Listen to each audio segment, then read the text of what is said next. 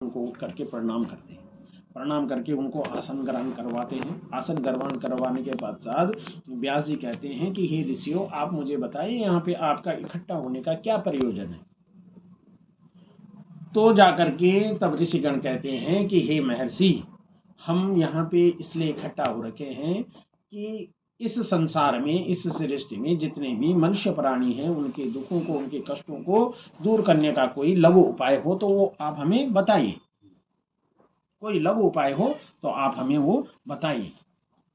तो इस तरह से उनसे कहते हैं।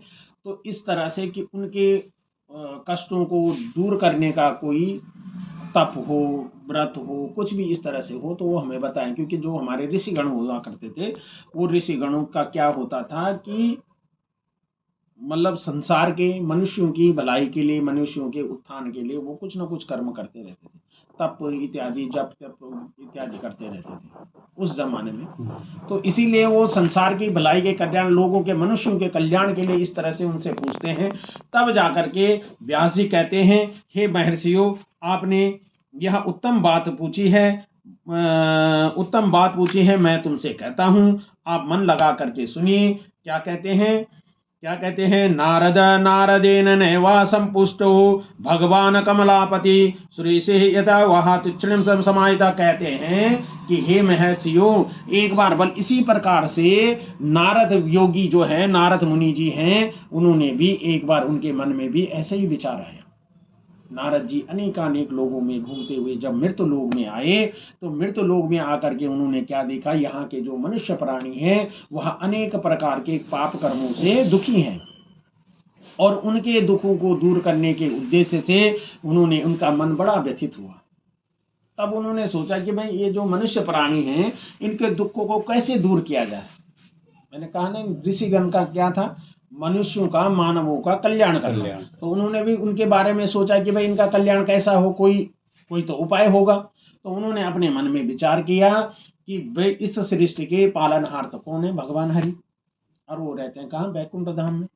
तो इसलिए वो वहां से जाकर के बैकुंठ धाम में जाकर के नारद जी का क्या वो रहता है, नारायण नारायण करते। मगर उस दिन उनका मन बड़ा व्यथित था, और व्यथित मन से उन्होंने नारायण नारायण करके और वहां पे ध्यान लगा करके बैठ गए और भगवान का ध्यान लगाया। सशंक चक्रम सक्रीट कुंडलम सपीत वस्त्रम शिरसारोहक्षणम सहार वक्षम स्तुकोपश्रियम नमामि विष्णु शिरसी चतुर्भुजम। उन्होंने ऐसे भगवान की आराधना की जिनके 4 भुजाएं हैं और जिनके हाथ में शंख चक्र गदा पद्म तथा वनमाला से विभूषित हैं। ऐसे भगवान की उन्होंने आराधना की, और जिनका शुक्ल वर्ण है और जो शेषनाग की सैया में शयन कर रहे हैं, ऐसे भगवान की उन्होंने आराधना की। तब भगवान ने उनको अपना चतुर्भुज रूप दिखाया और उनसे कहा, हे महर्षि, आपका यहाँ पे आने का क्या प्रयोजन है। तब उन्होंने, नारद जी ने कहा कि हे भगवान, आप तो अंतर्यामी हैं, आपका न तो आदि है, न मध्य है, न अंत है। आप निर्गुण स्वरूप होते हुए भी अनेक प्रकार की शक्तियों से संपन्न हैं। आपसे क्या छुपा हुआ, आपको तो पता है मेरा यहाँ आने का क्या प्रयोजन है। भगवान निर्गुण स्वरूप है। क्यों? क्योंकि वे भगवान हैं और भगवान, अनेक प्रकार की शक्तियां हैं, भगवान में शक्तियां हैं। ये हमारी क्या है, आस्था है ना, यही सत्य है। कह भी रहे हैं सत्यनारायण भगवान के, भगवान परमात्मा है, यही सत्य है। तो इस तरह से वो कहते हैं। तब जाकर के वो कहते हैं कि हे भगवान, यदि आप, मैं आपसे कुछ पूछना चाहता हूँ, यदि आपकी कृपा मेरे ऊपर हो तो मैं आपसे कुछ पूछना चाहता हूँ। तो भगवान कहते हैं, पूछो हे नारद, क्या पूछना चाहते हो। तो नारद जी कहते हैं, हे भगवान, सबसे पहले तो मुझे ये बताइए कि इस सृष्टि की रचना किसने की। अब भगवान कहते हैं कि भाई हमारे द्वारा ब्रह्मा जी को कहा गया, ब्रह्मा जी ने सृष्टि की रचना की। तो इस सृष्टि में मनुष्यों की, प्राणियों की उत्पत्ति कहाँ से हुई। उन्होंने कहा भाई मेरे से हुई है। तो ऐसा कहते कहते उन्होंने कहा ठीक है, जब भाई सृष्टि की रचना आपने की, मनुष्यों की उत्पत्ति आपने की, आप हर मनुष्य में व्याप्त हो, उनका लालन पालन का मतलब जो भी है सारे जगत के आप पालन करता हो।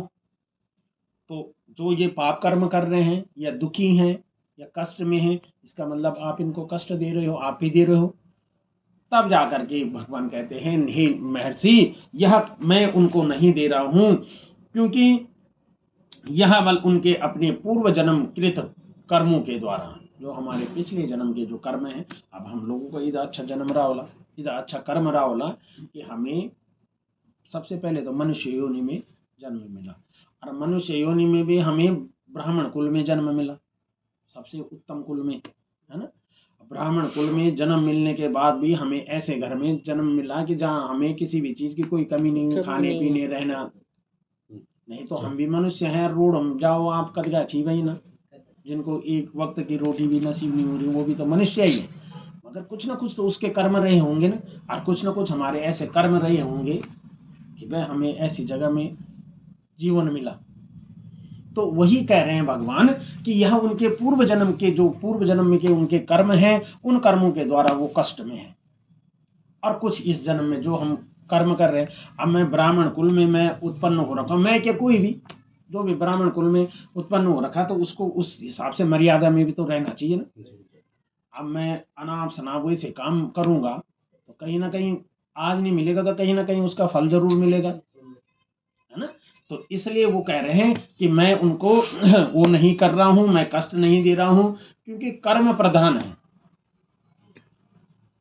हम जब तक, भगवान कहते हैं ना कि कर्म करो, फल की चिंता मत करो, है ना। गीता में भी कहा गया है आप कर्म करते रहो, कर्म करते रहो, फल आपको निरंतर आप कर्म करते रहोगे, उसका फल जरूर मिलेगा। अब अगर हम बोलेंगे भाई अब यहाँ पे हम बैठे हैं, पंडित जी ने कथा सुनाई, पंडित जी कह रहे हैं कि भाई अब कथा में आता है कि भाई सतानंदी भगवान सत्यदेव की कथा की और वो धनवान बन गया। आप बोलोगे भाई पंडित जी तो ऐसा बोल रहे थे, हमारा क्यों नहीं हुआ? भाई वो तभी होगा ना जब आप कर्म करोगे। अब भगवान जी आकर के थोड़ी ना दे जाएंगे कि ले भैया तेरे लिए पैसे हैं तो आराम से खाते रहना बेटा, ऐसा नहीं है। अब हम भी इतनी दूर से भाग दौड़ करके यहाँ आए हैं, क्यों आए हैं? हमारा कर्म है पूजा करने का, आपने बुलाया तो कुछ ना कुछ तो दोगे ना, तो मेरा जो थोड़ा सा कुछ ना कुछ होगा। तो वही मतलब ऐसे ही कहते हैं कि इसलिए कर्म करो, और जो कर्म करेगा, जैसा कर्म करेगा उसको उस हिसाब से फल मिलेगा। तो ऐसा कहते हुए तब जाकर के नारद जी कहते हैं कि हे भगवान, मुझे अब ये बताओ कि भाई इनके जो कष्ट हैं, दुख हैं, उनको दूर करने का कोई लघु उपाय तो, कोई उपाय तो हो, कोई व्रत हो, तप हो, कुछ भी हो, दान पुण्य कुछ हो तो बताओ। तब कहते हैं भगवान कि ठीक है मैं तुम्हें बताता हूँ। कि क्या बताता हूँ? कि एक ऐसे व्रत के बारे में बताता हूँ, सत्यनारायण सत्यदेव भगवान के व्रत के बारे में बताता हूँ कि इस व्रत को करने से निश्चित ही उनके पाप कष्ट दूर होंगे। तब वो कह रहे हैं, नारद जी कह रहे हैं, किम फलम किम विधानम च कृता कनेवता तदव्रतेन सर्वम तत्सर्वम विस्तृतम विस्तारितम च कदा कार्यः व्रतः प्रभो। हे प्रभो बल इस व्रत को अब मेरे से मुझे बल विस्तार से बताएं कि इस व्रत को करने से क्या क्या मिलता है। तो वो कह रहे हैं दुख शोकादि शमनम च धन धान्यम च प्रवृत्ति च सौभाग्य सत्कृतम सर्वत्र विजया प्रदानम च यस्मिन् कसे दिने दिने वृत्तिः च भक्ता समन्वितः सत्यनारायण देवस्य निशामुखे ब्राह्मणस्य सहितः तत्पर धर्म तत्परम। बल क्या करना चाहिए इस व्रत को करने से? बल जो मनुष्य सत्यदेव सत्यनारायण भगवान का सच्चे हृदय से व्रत करेगा, धर्म का पालन करेगा, धर्म में तत्पर होते हुए, जैसे मैंने कहा ना आपको कि व्रत करना बड़ा कठिन है। अब भूखा रहना उपवास है, वो तो मैं कुछ नहीं खाऊंगा, है ना। पानी तो हम पीते ही हैं, फल भी खाते हैं, आटम बगडम इतनी सारी चीजें खाते रहते हैं। आजकल तो लोगों को वो क्या बोलिए वो चिप्स वगैरह लाए रहते हैं, कैसे वाले व्रत वाले चिप्स, व्रत वाला जूस, व्रत वाला क्या है ना, तो वो चीज अलग है। मगर व्रत करना, तप करना, व्रत बड़ा वो है। वो क्या कर रहे हैं? धर्म में तत्पर होकर के आप अपने आचरण को इस तरह से बनाएंगे जिस दिन कम से कम व्रत हो कि भाई किसी के बारे में हम कुछ गलत ना सोचें, किसी को हम गलत ना बोले, किसी का हम अनादर ना करें, भूल बस भी हमसे कोई ऐसा कर्म ना हो जाए उस दिन हमारे हाथों से या किसी से, मतलब हमारी इंद्रियों के द्वारा, हमारे मन के द्वारा, हमारे हृदय के द्वारा, हमारे हाथों से, कई तरह से होता है ना। तो इस तरह से कोई कृत्य ना हो जाए। अब मन में है, मेरे मन में गलत भावनाएं आ रही हैं, वो भी नहीं होना चाहिए व्रत के दिन। तो इस तरह से बल जो धर्म में तत्पर होकर के जो इस व्रत को करेगा, निश्चित ही उसको बल क्या होगा, उसके दुखों का नाश होगा, उसको बल क्या होगा, धन धान्य आदि में की वृद्धि होगी, उसको धन धान्य आदि की उसके घर में वृद्धि होगी, धन का भंडार भरेगा, सौभाग्य को प्राप्त करेगा, सर्वत्र यश लाभ विजय प्राप्त करेगा, है ना। और इस तरह से इस व्रत को जो भी करेगा, भक्ति भाव से जो भी करेगा, निश्चित ही बल उसके सारे कष्ट सारे पाप दूर होंगे। तब जाकर के नारद जी कहते हैं कि भाई इस व्रत को करने के का विधान क्या क्या है, क्या क्या इसके लिए पूजन सामग्री चाहिए। तब वो कहते हैं, भगवान कहते हैं कि हे नारद, मनुष्य बल सुबह स्नान, प्रातःकालीन स्नान इत्यादि कर करके भगवान का ध्यान करके मन में स्मरण करेगा कि हे सत्यनारायण भगवान, मैं आज आपका उत्तम व्रत करूंगा। और गेहूं का चूर्ण, केले की फली, पहले तो केले का कदली स्तंभ कहा गया है, केले का पेड़ होना चाहिए, न सर केला को पत्ता सही, केले का पत्ता ना हो तो केले का फल सही है ना। कदली फलम और गेहूं का चूर्ण, जो हम पंजीरी बनाते हैं, गेहूं के चूर्ण की पंजीरी बल बनानी चाहिए, और उससे भगवान का ध्यान करना चाहिए, भगवान का विधि विधान से पूजन इत्यादि करके, और भगवान को सुंदर से भोग इत्यादि लगा करके, और भोग लगाने के पश्चात स्वयं प्रसाद ग्रहण करना चाहिए, और तब भगवान के नामों का उच्चारण करना चाहिए, भगवान का ध्यान करना चाहिए। ऐसा ऐसा करना चाहिए, और ऐसा जो करेगा निश्चित ही बल वह मोक्ष को प्राप्त होगा, उसको बल सर्वत्र यश लाभ विजय दुख दरिद्र आदि उसके नष्ट होंगे। और इस कलिकाल में बल यह व्रत अत्यंत फलदायिनी है। बोलो सत्यदेव सत्यनारायण भगवान की जय। श्रीमन नारायण नारायण नारायण, श्रीमन नारायण नारायण नारायण, भजमन नारायण नारायण नारायण, सत्य नारायण नारायण नारायण, श्रीमन नारायण नारायण नारायण, सत्य नारायण नारायण नारायण, भजमन नारायण नारायण नारायण, विष्णु नारायण नारायण नारायण, बद्री नारायण नारायण नारायण, श्रीमन नारायण नारायण नारायण। बोलो सत्यदेव सत्यनारायण भगवान की जय। तब उसके बाद क्या होता है, अगला जो अध्याय है उसमें सूत जी कहते हैं, सूतोवाच अनन्यः संप्रक्ष्वामि कृत्या येनः पुरः द्विजः, कश्चित् काशीपुरे पुरे रमे हसि विप्रोत निर्धनः, श्रुतं च बभ्रत भृतं। पर कहते हैं, भगवान जी कह रहे हैं, व्यासोवाच, भगवान जी कह रहे हैं, बल काशी नगर में सतानंद नाम का एक वृद्ध ब्राह्मण रहता था, और वह क्या करता था, नित्य वह भूमि पर घूमता रहता था भिक्षा के लिए। और जब भिक्षा के लिए ऐसे ही घूमता रहता था तो लोग उसको भिक्षा भी नहीं देते थे, मगर उसको जितना भी भिक्षा में जो भी मिल गया उससे वो अपने परिवार का लालन पालन करता था। वो अत्यंत दीन था, दुखी था, निर्धन था, दरिद्रता उसके अंदर थी। तो ऐसे उसको देख करके भगवान नारायण भगवान सदैव बल ब्राह्मणों के प्रिय होते हैं, ब्राह्मणों से प्रेम करने वाले होते। भगवान ने कहा ना, ब्राह्मणों से मुख मासित बल, में बल, जब भगवान के लिए कहते हैं ना कि बल आप कौन हो, तो बल मैं ब्राह्मणों के मुख हूँ, ब्राह्मणों का मुख हूँ। ब्राह्मणों से मुख मासीत बाहुराजन्य, बल मैं जो क्षत्रिय है उनका बाहुबल में हूँ, है ना। ब्राह्मणों से मुख मासीत बाहुराजन्य कृतः ऊरु, बल उधर में मैं वैश्य हूँ। पदव्याम गुंग शूद्रो अजात, शूद्रों के मैं पैर हूँ, ऐसा कहा है ना। तो ऐसा हमारे मतलब शास्त्रों में कहा गया है, भगवान ने ऐसा कहा है। तो इसलिए भगवान ब्राह्मणों से प्रेम करने वाले होते, तो ब्राह्मण भगवान क्या करते हैं, उनको देख करके एक बूढ़े ब्राह्मण का रूप धारण करते हैं, और बूढ़े ब्राह्मण का रूप धारण करने के पश्चात वह उस ब्राह्मण देव के समीप जाते हैं और उनको प्रणाम करके कहते हैं कि हे श्रेष्ठ ब्राह्मण, आप नित्य पृथ्वी पर क्यों घूमा करते हैं। तब वह ब्राह्मण देव कहता है कि भाई हे ब्राह्मण देव, आप मेरे से ऐसा क्यों पूछ रहे हो, आप मेरे से ऐसा क्यों पूछ रहे हो, आप मेरे कष्टों को दूर करने का आपके पास कोई उपाय है।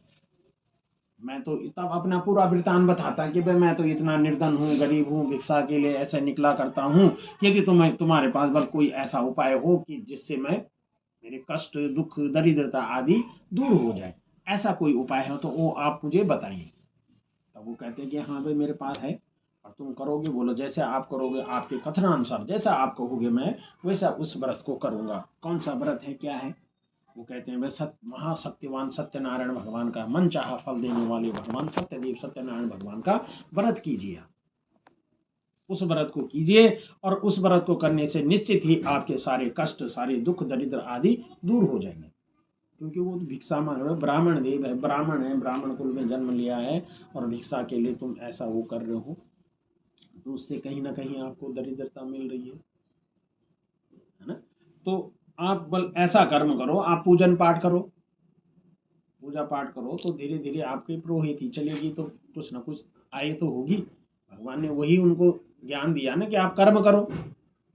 तो वो जा करके अपने, जब वो तो निर्धन था, लैपटॉप है वहां पे रखा हुआ, निर्धन था, तो जब वो गया तो उसको रात भर नींद नहीं आई, क्योंकि उसके पास धन नहीं था।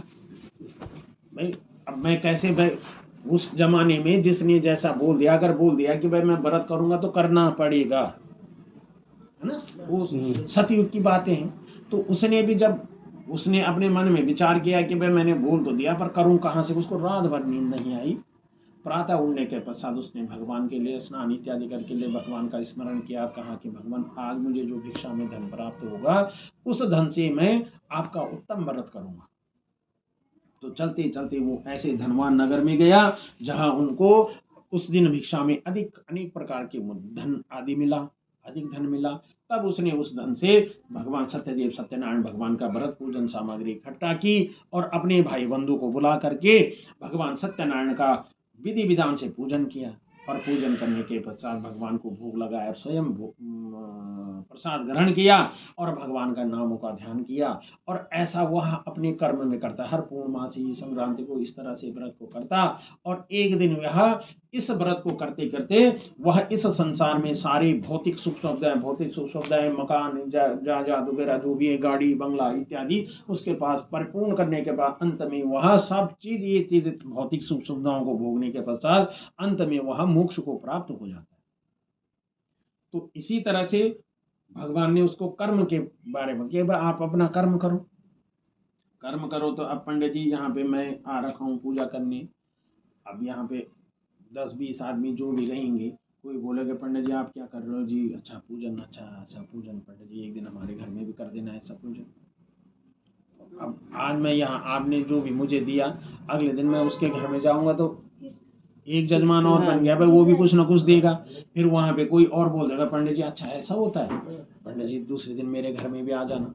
तो इस तरह से यह जो उसको कर्म के बारे में बताया और वह इस तरह से करते रहा, उसको अनेक प्रकार की संपत्तियों से युक्त हुआ और वह अंत में मोक्ष को प्राप्त होता है। एक बार इसी प्रकार से यह ब्राह्मण देव अपने घर में सत्यदेव सत्यनारायण भगवान का व्रत कर रहे होते हैं, तभी वहां पे एक लकड़हारा आता है और लकड़ी को प्यास से दुखी लकड़हारा देखता है कि भाई यहाँ पे तो ये कुटिया हुआ करते थे, अब इतना बड़ा महल बन गया। वो बाहर रख करके अंदर जाता है, प्यास से दुखी जब लकड़हारा अंदर जाता है, देखता है कि भाई ब्राह्मण देव तो पूजन इत्यादि करते हैं, वो भी बैठ करके कथा का श्रवण करता है। उसके बाद प्रसाद ग्रहण करने के पश्चात वो ब्राह्मण को प्रणाम करता है कि ये ब्राह्मण देव आप मुझे बताइए आप यहाँ पे क्या कर रहे हैं। तब ब्राह्मण देव कहता है कि मैं यहाँ पे भगवान सत्यनारायण भगवान का, महाशक्तिशाली भगवान सत्यदेव सत्यनारायण भगवान का व्रत और कथा पूजन इत्यादि कर रहा हूँ। इन्हीं की कृपा से मेरे यहाँ इतने धन धान्य आदि की वृद्धि हुई है। मैं निर्धन, अपनी सारा वृतांत बताया कि मैं ऐसा ऐसा था, जब से मैंने इनका पूजन किया तब से मुझे लाभ से लाभ होता जा रहा है। तो वो इस तरह से कहता, तो लकड़हारा कहता है कि भाई ब्राह्मण देव जी, गुरु जी आप में भी बताओ मुझे भी बताओ, और एक दिन हमारे यहाँ भी एक पूजन इत्यादि कर दो।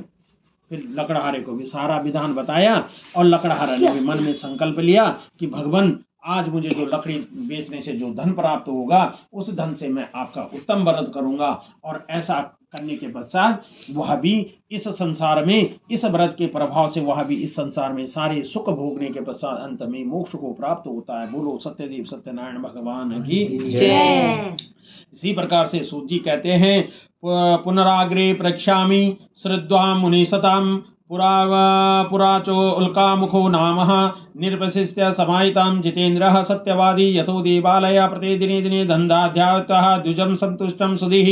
एक बार बल क्या होता है, इसी प्रकार से राजा उल्कमुख नाम का एक राजा होता है, वह क्या होता है, सत्यवादी होता है, जितेंद्रिय होता है, और दिने दिन बल रोज रोज बल वह देवालयों में जाकर के भगवान का पूजन इत्यादि करता था और ब्राह्मणों को इत्यादि को दीनों को दुखियों को दान पुण्य करके वह इस तरह से प्रतिदिन करता रहता था। उसका राज्य भी फलीभूति था, सारी चीजों से संपन्न था, संपन्न राज्य था उसका। मगर उसको क्या था कि उसकी कोई संतान नहीं थी।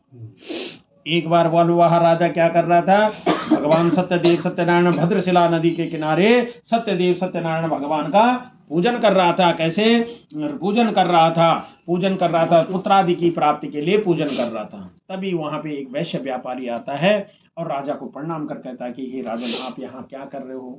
तो वह कहता है पूजने कृतः साधुः विष्णुरतुले तेजसः व्रतं च स्वजने च स्वर्ते पुत्रादि प्राप्ति कामनाय च। बल मैं क्या कर रहा हूँ, साधु जब पूछता है कि आप क्या कर रहे हो, तो वो कहते हैं, राजन कहता है कि हे साधु, मैं बल विष्णु भगवान का पूजन कर रहा हूँ, जो विष्णु भगवान के जैसे तेज हैं, भगवान सत्यदेव सत्यनारायण भगवान का व्रत और पूजन कर रहा हूँ। किस कामना से, पुत्रादि की कामना के लिए। तो वह वैसे कहता है कि आप मुझे भी बताइए हे राजन, इस व्रत को कैसे कैसे किया जाता है, इसकी पूजन सामग्री कैसे होता है, क्या इसका विधान है। फिर राजा उसको सारा विधान बताता है, गेहूं का चूर्ण, केले की फली, भाई बंधु को बुलाना, भगवान का पूजन करना, गेहूं के चूर्ण केले की फली का भोग भगवान को लगाना, फिर स्वयं प्रसाद ग्रहण करना, सारा विधान बताता है। और वह वैसे सारा विधान सुनने के पश्चात अपने घर में जाता है। घर में जाकर के अपनी स्त्री लीलावती से कहता है कि मैंने एक राजा को ऐसे ऐसे व्रत करते हुए देखा। तो उसकी स्त्री कहती है कि हाँ भाई, तो आप सही कह रहे हो, हमें भी इस व्रत को करना चाहिए। तो उसकी स्त्री कहती है कि भाई ठीक है जी, पंडित जी को बुला देना कल। तो वैसे कहता है नहीं नहीं नहीं, पंडित जी को नहीं बुलाना, क्योंकि वैसे तो व्यापारी होता, कंजूस होता है। उसने कहा पंडित जी को बुलाऊंगा और मैं पूजा भी कर दूंगा, पंडित जी को दक्षिणा भी दूंगा, पूजन भी करूंगा, भाई बंधु को खिलाऊंगा भी, आएंगे व्रत सुनने आएंगे तो, और कुछ नहीं, पंजीरी और केला भी दूंगा, तो कुछ ना कुछ खर्च होगा। तो उसने कहा ऐसा नहीं है, पहले मैं इतना खर्च कर दूं और बाद में न मिले संतान तो व्यापारी ठहरा। तो उसने कहा, तो उसकी स्त्री ने क्या क्या बल क्या करे, बल ऐसा करते हैं कि अगर भगवान है तो ये भगवान, अगर जिस दिन हमारे घर में बर कोई संतान पैदा हो जाएगी तब हम आपका उत्तम व्रत करेंगे। उन्होंने इतने मात्र ये संकल्प लिया। उन्होंने संकल्प लेने के पश्चात भगवान इस संकल्प से ही संतुष्ट हो जाते। संकल्प होता है ना, ये चीजें तो हमारे भाव है। हम भगवान को फूल चढ़ा रहे हैं, नैवेद्य चढ़ा रहे हैं, ये चढ़ा रहे हैं, ये हमारा भाव है। भगवान तक एक मात्र संकल्प पहुंचता है। जो हम संकल्प करते हैं किसी भी जीवन में, कैसे भी आप अपने कैसे भी जीवन में लगा लो, चाहे आप विद्यार्थी जीवन में लगा लो, कोई बच्चा है अगर वो अपने मन में ठान दे कि मैं आज के बाद अपनी क्लास में फर्स्ट आऊँगा और उसके लिए निरंतर मेहनत करेगा तो जरूर वो फर्स्ट आएगा, है ना। ऐसे ही हमने भगवान के लिए संकल्प किया कि आज सुमित जी का जन्मदिन है। भगवान उनके जो ग्रह हैं, कष्ट जो दुर्ग्रह हैं, उन दुर्ग्रहों को शांत करना, उनके अनुकूल बनना, जैसी उनकी वो है उसके उनके अनुकूल बनना, उनके घर में धन धान्य आयु आरोग्यता बनी रहे, बच्चों को विद्या बुद्धि का लाभ मिले, है ना। तो ये इसलिए हम आपका व्रत और पूजन का कामना के लिए तो कर रहे हैं। बिल्कुल। पूजा दो तरह की होती नहीं, एक मतलब निष्काम पूजा तो आजकल कोई करता नहीं है, जो भी करता है काम मतलब कामना के लिए तो पूजा किया हमने, हम भाई भगवान उनका जन्मदिन है। अब निष्काम तो आजकल कहाँ होता है, भगवान में भावना से खुश है। तो वही है कि भाई भाव है ना, भाव है, भाव है भगवान के लिए। आप भाव में बैठ जाओ तो कभी कभी लगता है अगर आदमी जिस दिन कभी वो होती है ना, कभी वैसी लहर होती है भाव की भी, कभी कभी होती है ना लहर, आदमी किसी दिन रहता है तो वो बस एक मंत्र के पीछे पड़ गया अगर, तो उसी भाव में ऐसा हो जाता है कि उसको कुछ पता नहीं चलता मैं कहाँ जा रहा हूँ, क्या जा रहा हूँ, क्या बोल रहा हूँ, कुछ नहीं, कई घंटों तक ऐसे ही रह जाता। तो ये भाव है भगवान के लिए। तो इसी तरह से उसने कहा और भगवान इसी संकल्प से संतुष्ट हो गए और 10वें मास में उसकी स्त्री ने एक सुंदर सी कन्या को जन्म दिया और कन्या का नामकरण संस्कार कलावती नामकरण संस्कार कर दिया। और जब नामकरण संस्कार हुआ तो उसकी स्त्री ने कहा कि हे स्वामी, आपने कहा था भगवान के लिए, अब तो हमें फल भी मिल गया है, अब उसका नामकरण हो गया तो कर देते भगवान का पूजन। फिर उसने अपनी स्त्री को आश्वासन दिया कि भाई अभी तो इसके नामकरण में मैंने इतना इतना खर्चा कर रखा है, इतने भाई बंधु को बुलाया, हलवाई को दिया, टेंट वाले को दिया, फलाने को दिया, पंडित जी को दिया, अकड़म बडम, मेरा तो सारा पैसा खत्म हो गया। अब मैं फिर व्यापार करने के लिए जाता हूँ और जब पैसा कमा करके आऊँगा फिर कर लूँगा। अब आश्वासन दे करके चले जाता। भगवान जी को कहते हैं चल ठीक है भाई तू जा कमा।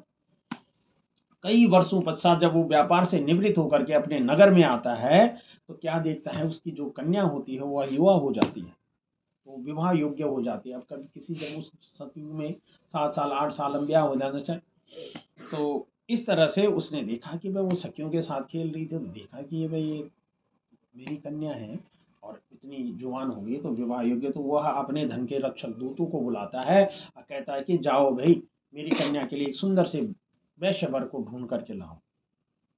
और तब जा करके उसके दूत जा करके एक सुंदर नगर में जाते हैं और एक वैश्य पुत्र को लाते हैं और अपने भाई बंधु और जाति ब्राति से संतुष्ट होकर के उसके साथ अपनी कन्या का विवाह कर देता है। और जब विवाह कर देता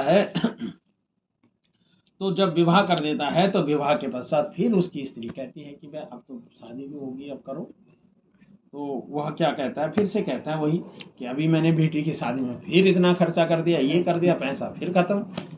अब मैं ये करता हूँ कि दामाद को ले जाता हूँ मैं जरा व्यापार के, कहाँ कहाँ मेरा व्यापार चलता है, और व्यापार से जब हम फिर से निवृत्त होकर के आएंगे तब जा करके फिर कथा करेंगे। तो इससे भगवान रुष्ट हो जाते हैं। मतलब रुष्ट क्या, उसको थोड़ा अकल की भाई जो भी हमें मतलब कहीं पे क्या होता है जब आदमी चलता है ना तो उसको ठोकर लगती है, तो ठोकर से आदमी कुछ ना कुछ सीखता है ना, तो थोड़ा ध्यान से चलना चाहिए। तो ऐसे ही उसके लिए भी वह जब चलते चलते अपने दामाद को लेकर के चलते चलते व्यापार करते करते वह राजा चंद्रकेतु के यहाँ पे पहुंच जाते हैं और वहां पहुंच करके रत्नगर में जा करके राजा चंद्रकेतु के यहाँ पे व्यापार करने लग जाते। तो उस समय उसी समय भगवान की कृपा थी, चोर सामान चुरा करके उसी दिशा में आए जहां ये दोनों ठहरे थे और पीछे से राजा के सैनिक आए। तो उन्होंने, चोरों ने देखा कि भाई राजा के सैनिक आ रहे, उन्होंने सामान इन दोनों के समीप छोड़ दिया, दूर जा करके छुप गए। राजा के सैनिक आए, उन्होंने देखा भाई सामान ये पड़ा हुआ, इन दोनों को बंदी बना दिया।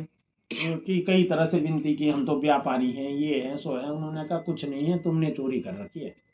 और राजा के समीप ले गए और राजा से कहा कि राजन इन्होंने आपके यहाँ चोरी की है, आपके राज्य में चोरी की है, इनको बताओ क्या दंड दिया जाए। राजा ने कहा इनको कारागार में डाल दो, रोज इतने कोड़े मारे जाए।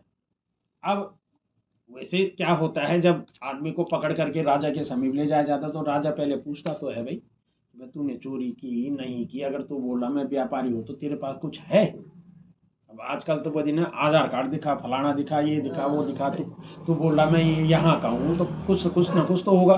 तो वैसे ही उसको भी बोला कि भाई तू ये तो मतलब पूछते हैं। मगर राजा ने, भगवान की कृपा थी, भगवान राजा ने कुछ नहीं सुना, उन्होंने कहा इनको बंद करो और मारो इनको खूब, इनको रोज इतने कोड़े मारो अगर ये ऐसा गलत काम कर रहे हैं। तो उनको बगैर सोचे बगैर विचारे महाकारागार में डाल दिया जाता है जहां उनको अनेक प्रकार की यातनाएं मिलती हैं।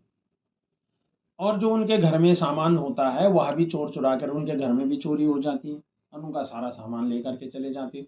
तो उसकी स्त्री और कन्या की ऐसी दशा हो जाती है कि वो अन्न की चिंता में दर दर भटकने लग जाते हैं, मतलब भूख और प्यास से दुखी रहते हैं। एक दिन उसकी कन्या इसी तरह से भूख और प्यास से दुखी होकर के ब्राह्मण देव के घर में जाती है और वहां पे सत्यदेव सत्यनारायण भगवान का कथा का श्रवण करती है और प्रसाद ग्रहण करके जब रात्रि में अपने घर में आती है तो घर में आकर के क्या उसकी माता कहती है भाई तू इतनी रात को कहाँ से आ रही है।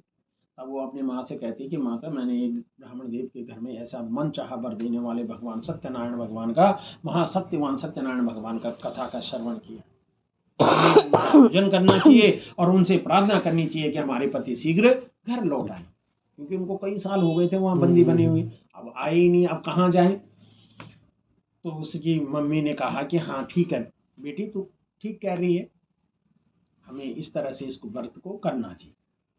तब उन्होंने भगवान के लिए फिर वही संकल्प किया, और उस संकल्प मात्र से उन्होंने रात में सोचा कि हम सुबह प्रातः भगवान का पूजन करेंगे, भगवान इससे प्रसन्न हो जाते हैं। राजा चंद्रकेतु को स्वप्न में दिखाई देते हैं कि भाई उन दोनों वैश्यों को छोड़ देना, नहीं तो मैं तुम्हारे राज्य में इस तरह से तहस नहस कर दूंगा। इस तरह से कहते हैं। राजा प्रातः उठता है, अपने सभासदों को बुलाता है, कहता है कि भाई मुझे कल ऐसा स्वप्न हुआ था, उन दोनों वैश्यों को लाओ।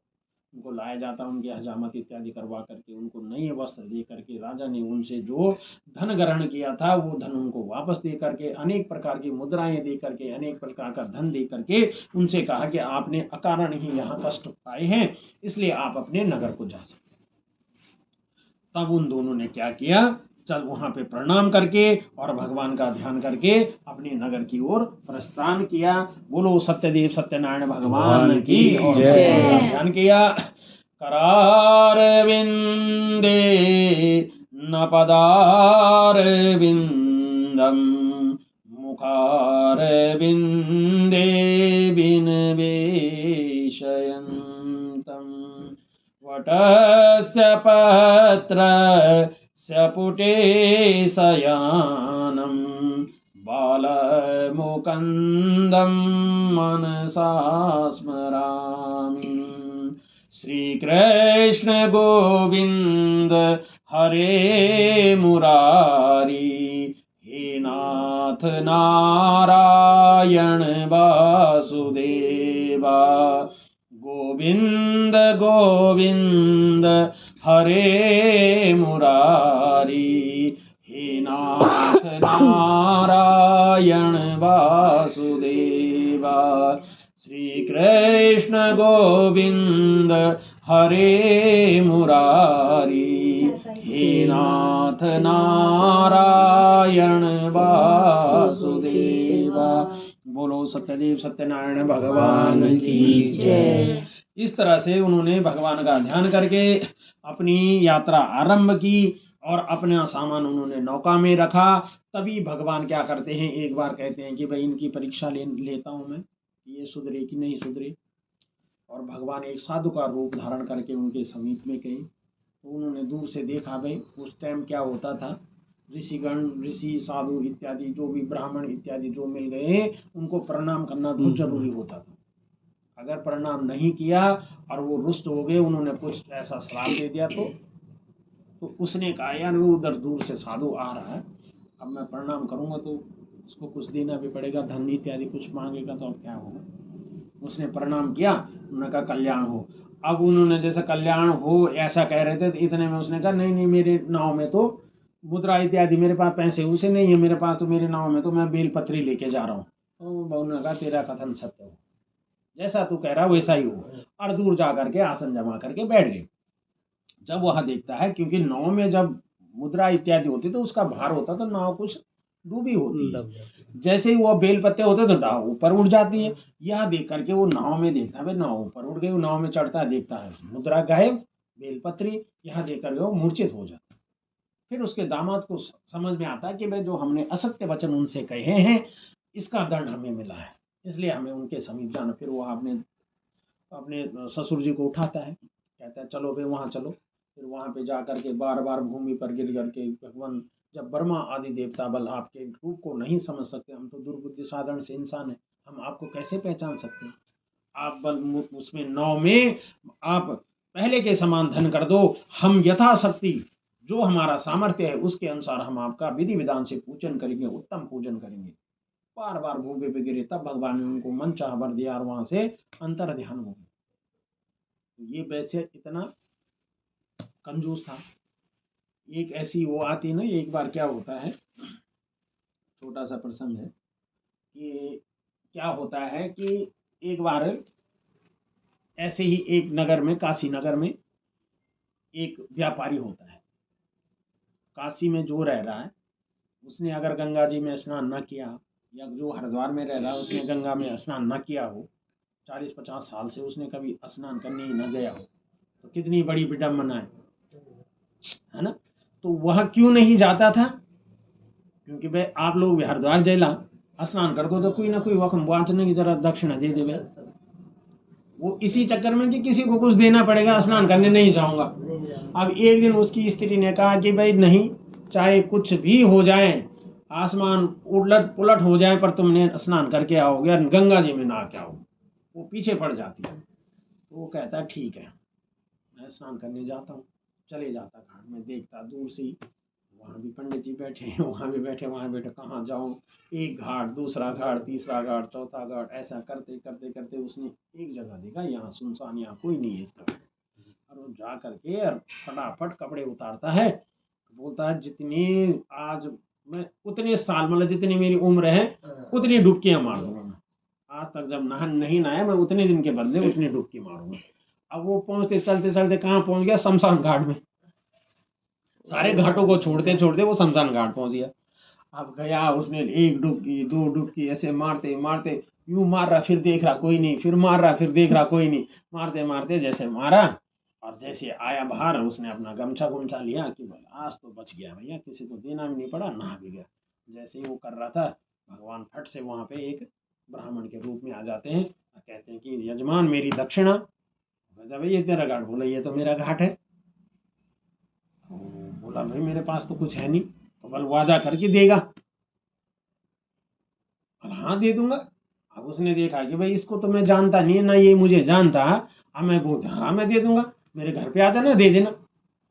और उसको एड्रेस नहीं बताया, पर चल दिया। घर में जा करके खुश होकर के अपनी बीवी से कहा कि अरे आज मुझे वहां पे ऐसे ऐसे एक पंडित मिल गए, और मैंने उसको कहा हाँ मैं दे दूंगा तुझे, इतना दक्षिणा दे दूंगा, तो आ जाना मेरे घर पे। मगर मैंने उसको एड्रेस भी नहीं बताया, कैसे करके आएगा। इतने में जैसे वो बात ही कर रहा था, गेट खट खट खट खट। उसने अपनी बीवी से कहा जरा देख कौन है। वो गई बाहर, उसने देखा, उसने कहा कोई पंडित है। उसने बाहर से यजमान मेरी दक्षिणा। अरे बोला ये तो यहाँ आ गया, ये कैसे पहुंच गया यहाँ। और उसने कहा कि तू ये बोल के वो घर पे नहीं है। उसने कहा वो घर पे नहीं है। उसने कहा ठीक है, कब आएंगे? बोल थोड़ी देर में आ जाएंगे। उसने कहा ठीक है। वो दरवाजे पे बैठ गया। फिर करते करते फिर थोड़ी देर बाद खटखट खटखट, यजमान मेरी दक्षिणा। बल वो सो रखे हैं, आए थके हुए थे और सो गए। बोला ठीक है, जब मेरा जजमान उठ जाएगा मैं तब तक बैठा रहता हूँ। काफी देर इंतजार करने के बाद फिर खटखट, जजमान मेरी दक्षिणा। अब वो कहती है कि वो अपने पत्नी को कहता है कि उसको बोल कि वो बीमार हो गया। ये बोला बीमार हो गया तो चलो, बोलो जब तक मेरा जजमान ठीक होता मैं तब तक यहीं बैठता हूँ। फिर थोड़ी देर बाद खटखट, यजमान मेरी दक्षिणा। अब वो कहता यार ये तो जा भी नहीं रहा, क्या बोले। बल तू उसको ये बोल कि वो मर गया। मर गया। अब वो जाती है कि वो मर गया। अब जैसे ही पंडित जी बाहर सुनते ही मर गया, पंडित जी चिल्लाते हैं हाय मेरा यजमान मर गया, मेरा यजमान मर गया। सारे मोहल्ले वालों को इकट्ठा कर देते हैं कि भाई अब तो मेरा जजमान मर गया, अब इसकी तो सारा अंत्येष्टि क्रिया कर्म जो भी होता है मुझे करना पड़ेगा, जजमान है तो करना तो पड़ेगा ही। सबको बुलाता है इकट्ठा करके, चलो जी अर्थी लाओ। बिठाया उसको, अर्थी में बिठा करके चलो जी शमशान घाट ले गए उसको। और वहां लकड़ी लुकड़ी सैया सुइया तैयार कर दिया, उसको सैया में भी लिटा दिया। वहां न चिता में लिटाने के पश्चात, चिता में जब उसको लिटाया तो अग्नि के लिए भाई, अब अग्नि देना तो भाई अग्नि दे। उसकी बीवी वहां घर में रोए कि भाई ये तो जिंदा है, पर इसको कहीं जला न दे। अब भगवान क्या करते हैं कि बोलते हैं चलो चलो अग्नि देना है वैसा उसको। अग्नि देने के लिए तो कहते हैं कि रुको, बोलो अग्नि अभी मत दो, ये मेरा प्रिय जजमान है, मैं जरा इसके कान में कुछ मंत्र फूकता हूँ ताकि इसको मोक्ष की प्राप्ति हो जाए। भगवान लकड़ी हटा करके उसके कान में कहते हैं अबे खड़ा हो जा, मुझे दक्षिणा नहीं चाहिए। वो देखता ऐसा, क्योंकि भगवान तो उसी रूप में दिख रहे थे उसको, ब्राह्मणी दिख रहे थे। वो फिर आंखें बंद करके, फिर ऐसे करते करते लास्ट में भगवान उसको अपना पूरा रूप दिखाते हैं कि अब तो खड़ा हो जा भाई, तू जीत गया मैं हार गया। तो वो ऐसा कंजूस था कि पैसे देने के चक्कर में उसने अपनी जान तक। तो ऐसे ही यह वैसे व्यापारी भी था। तो इसने इतने कष्ट खाने के पश्चात तब जाकर के उसको समझ में आई, और अपने तब वहां जा करके जब अपने नगर के समीप पहुंचता है अपना सामान लेकर के, तो अपने घर में संदेशा पहुंचवाता है कि जाओ वे मेरे घर में संदेशा दो कि हम नगर के समीप आ गए हैं। तो उसके जो दूत होते हैं वो जा करके उसकी स्त्री से कहता है कि भाई आपके जमाता और आपके पति नगर के समीप आ गई है, स्वागत के लिए चले। तो उस समय वह दोनों भगवान सत्यदेव सत्यनारायण की कथा का श्रवण कर रहे होते। तो उसकी माता कहती है कि पुत्री, मैं स्वागत की तैयारी के लिए जाती हूँ, तुम भगवान का भोग लगा करके भगवान का प्रसाद ग्रहण करने के पश्चात आ जाना। तो कलावती जब लीलावती चली जाती तो उसकी पुत्री कलावती से भी नहीं रहा जाता, क्योंकि उसका पति कई वर्षों पश्चात आ रहा था। तो वो भी भगवान का प्रसाद ठुकरा करके चली जाती है, जिससे भगवान रुष्ट हो जाते हैं और वो नाव को किनारे ठहरा कर जैसे ही अपना सामान उतार रहे होते तो उसका दामन सामान पकड़ा रहता है। अब यहाँ कलावती ने प्रसाद ठुकराया, वहां उसकी नाव डूब जाती है और उसका पति नाव, अब नाव में बीच भंवर में डूब जाए, बीच में डूब जाए, मगर किनारे में नाव डूब जाए तो ये तो आश्चर्य की बात है। और सभी ऐसे ही आश्चर्य करने लग जाते हैं कि भाई कौन से देवता के कोप से यह नाव, कोई न कोई ऐसा देवी या कुछ न कुछ हुआ कि भाई ये नाव किनारे पे डूब गई है। तो ऐसे ऐसे करते करते उनके जो जितने भी परिवार वाले हैं, भाई बहन, सब इकट्ठा होते हैं, सभी चिंता करने रोने लग जाते हैं। कलावती भी पहुंचती है, वह भी रोने लग जाती है और मूर्छित हो जाती है। पुनः मूर्छा होने के खुलने के पश्चात जब वह खड़ा होकर के सती होने का जब निर्णय लेती है, तब आकाशवाणी से वाक्य सुनाई देते हैं कि भाई तू अगर प्रसाद ग्रहण करके आएगी तो तेरा पति तुझे मिल जाएगा। फिर वो प्रसाद ग्रहण करके आती है और प्रसाद ग्रहण करके जब घर में आती है तो उसका वहां पहुंचे, घर से प्रसाद ग्रहण करके आती है तो उसका पति उसे मिल जाता है। और तभी वह विधि विधान से भगवान सत्यदेव सत्यनारायण भगवान का व्रत करते और हर संक्रांति और पूर्णमासी को भगवान सत्यदेव सत्यनारायण भगवान का व्रत और पूजन करते और इस संसार में सारे सुख भोगने के पश्चात अंत में मोक्ष को प्राप्त होते। बोलो सत्यदेव सत्यनारायण भगवान की जय। अब क्या होता है ना, मोक्ष और स्वर्ग दो तरह की चीजें होती हैं। मोक्ष होता है कि पुनर्जन्म, जो ये हमारा जो जन्म होता है, पुनरपि जननम पुनरपि मरणम, मतलब जो ये जन्म मरण का फेर है, उससे हम आदमी मुक्त हो जाता है, मोक्ष उसको कहते है ना। मोक्ष की कामना ये करता है हर कोई। मगर आजकल के जो, मतलब आजकल क्या, वैसे भी आम भाषा में क्या कहते हैं, स्वर्ग चल जाए। अब स्वर्ग आप कैसे जाते हो? जाना तो आपको नर्क के रास्ते होता है ना, वहां गरुड़ पुराण में उसका वो आता है। तो जाना आपको उसी रास्ते से होता है, मगर स्वर्ग आप किस में जाते हो? सिर्फ आपके द्वारा किए गए दान पुण्य, आपके कर्मों के द्वारा आपने कर्मों का भोग भोगने के लिए, जो आपने अच्छे कर्म किए हैं उनको भोगने के लिए एक लिमिटेड टाइम के लिए जाता है आदमी वहाँ। जिसने जितना भोगना है वहाँ जा करके थोड़ा भोग करके फिर दोबारा जन्म लेना पड़ता है। अब मोक्ष होता है, इसलिए कहते हैं ना कि मोक्ष की कामना करनी चाहिए, भगवान के शरण में, भगवान के चरणों में रहो, है ना। तो इसी तरह से जिसने इस तरह से इस व्रत को लिया उनके बारे में कहते हैं। इसी प्रकार से राजा तुंगध्वज था, उसने भी भगवान का प्रसाद ठुकराया था और भगवान जब ग्वालों ने उसको, ग्वालों के द्वारा उसको प्रसाद दिया, ग्वाला उनके द्वारा भगवान सत्यदेव सत्यनारायण भगवान का व्रत और पूजन किया जा रहा था। तो जब पूजन करने के बाद भगवान को भोग लगाने के पश्चात ग्वालों ने कहा, राजा आखेट खेल करके बड़ के पेड़ के नीचे वहीं पे बैठा हुआ था। तो उन्होंने कहा भाई राजा है, भाई राजा तो सभी का मतलब पिता समान ही होता है, भाई राजा प्रजा के लिए तो राजा ही सब कुछ है। तो उन्होंने दिया प्रसाद के भाई राजा को दे दो। राजा भी अभिमानी था, उसने कहा भाई ग्वालों के हाथ से खाऊंगा मैं। उसने प्रसाद को ठुकरा दिया। तो उसने प्रसाद को ठुकराया, उसको भी अनेक प्रकार के कष्ट मिले। फिर उसको भी ध्यान आया कि भाई मैंने जो इतना अपमान भगवान का किया है, ऐसा हुआ। तो फिर उसने भी भगवान का पूजन किया, सत्यदेव सत्यनारायण भगवान की कथा की, उनका कथा का श्रवण किया और भगवान ने उसको मन चाहा वर दिया और वह भी अंत में मोक्ष को प्राप्त हुआ। इसी तरह से जिसने इस व्रत को किया है सबको मोक्ष की प्राप्ति हुई। ऐसा कहा गया है। जो सतानंद नाम के जो ब्राह्मण थे, उनका अगला जन्म क्या होता है? सुदामा के रूप। वह भगवान श्री कृष्ण के बाल सखा होते हैं और श्री कृष्ण का ध्यान करके वह अपने प्राणों को त्यागते हैं। इसी तरह से जो लकड़हारा था वह गोवा राजा भील बना केवट के रूप में। वो भगवान राम के परम भक्त बने, है ना। उन्होंने भी श्री कृष्ण का ध्यान करके अपने प्राणों को त्यागा था, वो भी मोक्ष को प्राप्त हुए। और जो उल्कामुंग नाम का राजा था, वह राजा दशरथ के रूप में उनका जन्म हुआ और उनका जन्म दशरथ के रूप में हुआ। उन्होंने श्री रामचंद्र जी को अपने पुत्र के रूप में प्राप्त किया और श्री हरि का स्मरण करते हुए अपने प्राणों को त्यागा था, वो भी मोक्ष को प्राप्त हुए। और इसी तरह से जो वैश्य व्यापारी था वह इसुर राजा हुआ। तब वो इतना दानी प्रतापी ऐसा राजा हुआ कि उसने अपने शरीर को भी आरे से चिरवा करके दान किया और भगवान श्री कृष्ण का ध्यान करके अपने प्राणों को त्यागा, वो भी मोक्ष को प्राप्त हुआ। और जो तुंगध्वज नाम का जो राजा था वह स्वयं मनु बने, जिन्होंने भगवान के सारे कृत्य आदि करने के पश्चात जिनकी हम संतान है, वो भी मोक्ष को प्राप्त हुए। बोलो सत्यदेव सत्यनारायण भगवान की जय। तो इस तरह से ये सत्यनारायण भगवान की कथा है। और सत्यनारायण की भगवान की कथा का सार यही है कि सत्य बोलिए, आपका अपना आचार विचार अनुसरण करना चाहिए, अच्छे आचार, अपने विचार को मतलब अशुद्ध विचार रखनी चाहिए, है ना। किसी से असत्य न बोले, साधु ने असत्य बोला उसको कष्ट मिला।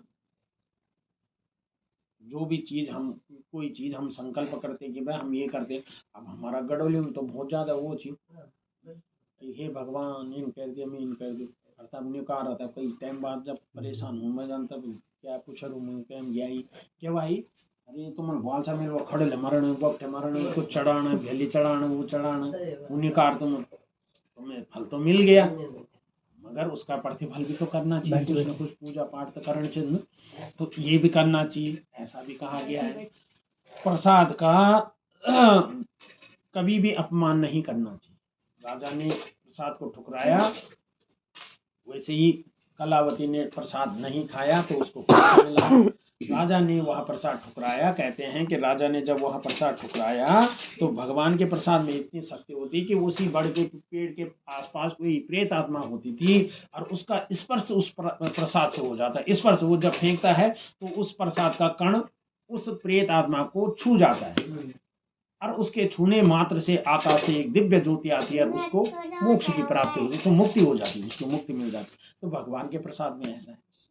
इसलिए जीवन में हमारे खासकर हमारे वे में क्या है, सत्यनारायण भगवान परमात्मा परम सत्य भगवान ही पूर्ण है।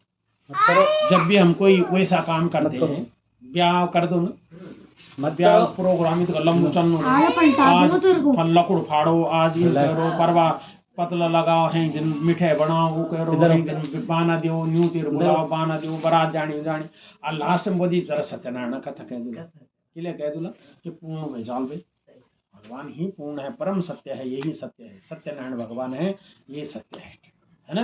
कस्तूरी तिलकम ललाट पटले वक्षस्थले कौस्तुभम नासाग्रे वरमुक्ति करतले वेणु करे कंकणम सर्वांगे हरिचंदन सुललितम कंठे च मुक्तावलिम गोपा स्त्री परवेशते विजयते गोपाल चूड़ामणिम सचिदानंद रूपाय विषबोधपत्यादि हेतवे तापत्राय विनाशाय श्रीकृष्णाय वयं नमः।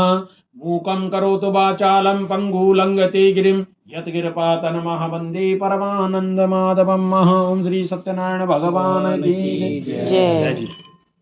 लाओ जरा लाओ। ओम आराधिकाय नमः सर्वोचारादि गंधात् पुष्पाणिं समर्पयामि नमः। पकड़ो नहीं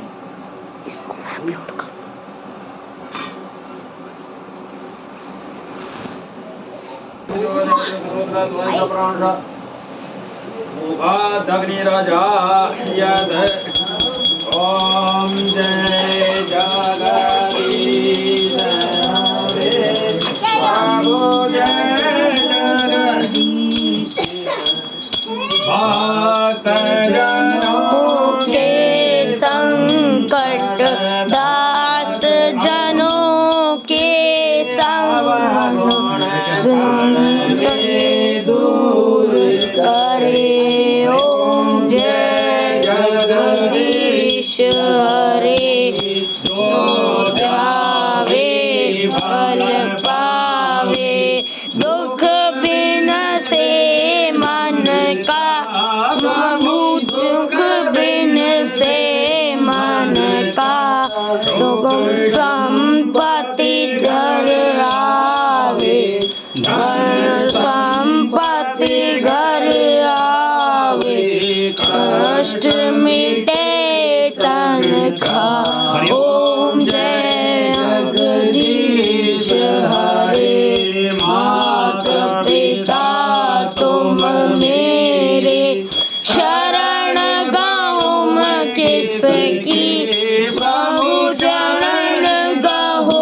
मैं किसकी, तुम बिन और ना दूजा, प्रभु बिन और ना दूजा। आस कहूँ मैं जिसकी, ओ